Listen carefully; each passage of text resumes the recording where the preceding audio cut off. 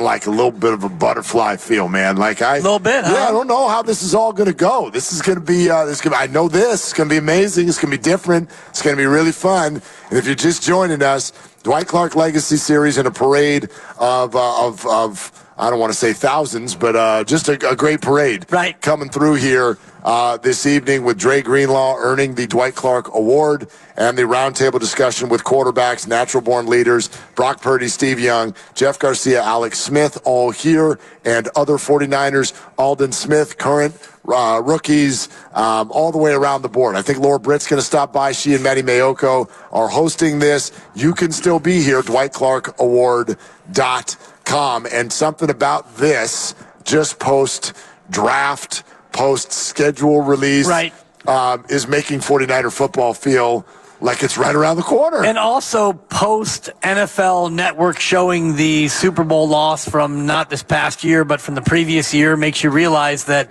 the Niners are in a pretty good spot, Mark. They've had 2 Super Bowl appearances over the last 4 seasons, unfortunately both resulting in losses, but we are in a window. And somebody was asking earlier about windows and teams and their windows, and it feels like of the Niners, Giants, and Warriors, as far as windows go, the Niners window is the only one that feels like it's open, and it feels pretty wide open. The Giants window hasn't opened yet. It hasn't reopened yet. Well, I mean, is it even ajar? The Warriors window is one of those old windows where you put the stick in it, and if you take the stick out of it, the window slams shut. And you know the window I'm talking about. We've all had that window. I've lived in a lot of places that have had those windows. And we had a highlighter in our window. If you wanted it to highlighter. If you wanted it to only open a little bit, you put the highlighter and you put the big stick in. If you wanted it to open more, but the Niners window feels like a big bay window. But the wind could blow that thing shut at any moment. The Warrior window, the argument would be, is it already closed or is it almost closed? Right. The Giants window is not reopened yet. That's how I would describe it. And the 49er window, yes, it's wide open, but I think the point Steve Young was making, and I agree with him, is that it potentially it started to close. Yeah. Just the slightest bit. The doors just started to close. And I say that while knowing that just because the roster is going to change here within the next year or two for sure, doesn't mean that means the championship window closes. If Brock Purdy is everything that they think that he is, then this can continue to evolve and it stays open the whole time. And that's the hope, and it may well be the case. I mean, Steve's not wrong. When you win a title and you have great players, the roster starts to change. The really good players can still keep it open. Like, are the Bills going to still be good this year? Stephon Diggs is gone, and Gabe Davis is gone. Their whole receiving core is gone. Right. They started turning things over. Is Josh Allen good enough to still keep that team at the top of the AFC East? We already know the answer with Mahomes. Tyreek Hill gone, so what? Let's go win it again. So that guy's truly the greatest. But all of the guys have got to deal with that a little bit. I don't think it takes them completely out of the running.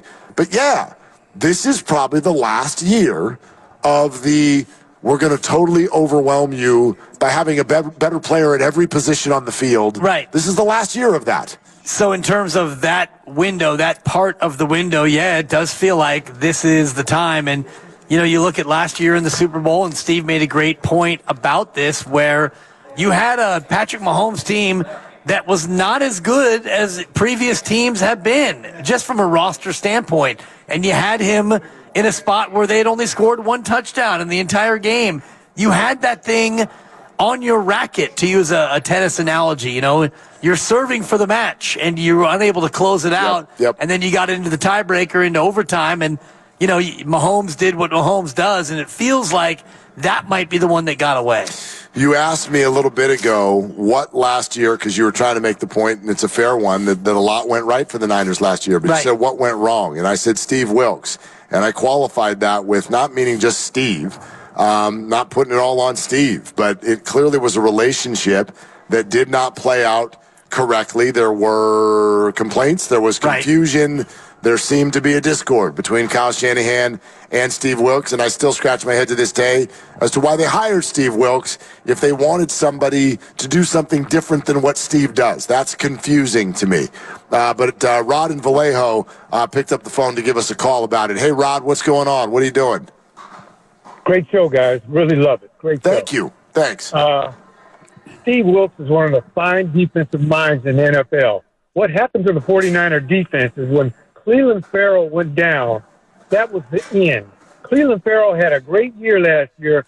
When you put together a defensive line, one of your ends has to set the edge and provide a bull rush, while your other end is an edge rusher. You cannot have two edge rushers in there like Chase Young and Nick Bosa tearing up field. You're able to run on that. It's defensive line 101, and that was the problem. Clelin Ferrell had a really good year that was really ignored, and that was the problem.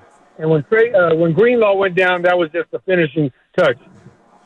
I don't think that that's a bad call at all. No. I mean, Clelin Ferrell now, like from a large sort of view from 10,000 feet, Rod, I'm going to push back on, well, the defense suddenly falls apart when Clelin Ferrell goes out. Like, there's still enough people out there who can adjust on the fly and do this. Like, they still had enough players. And Chase Young and Nick Bosa and the rest, but it hurt.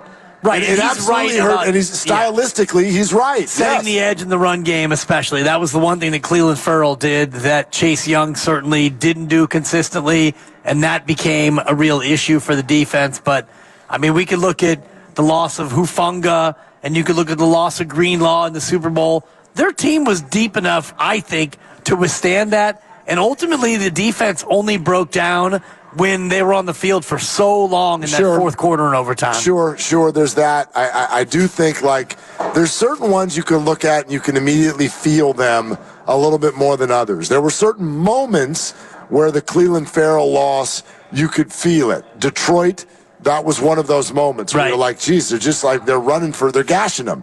Right? Chase Young jogging after ball carriers. Right, but Chase Young was really good in the Super Bowl, and the defense as a whole was really good in the Super Bowl. Right. However, it was much better in the first half than it was in the second half.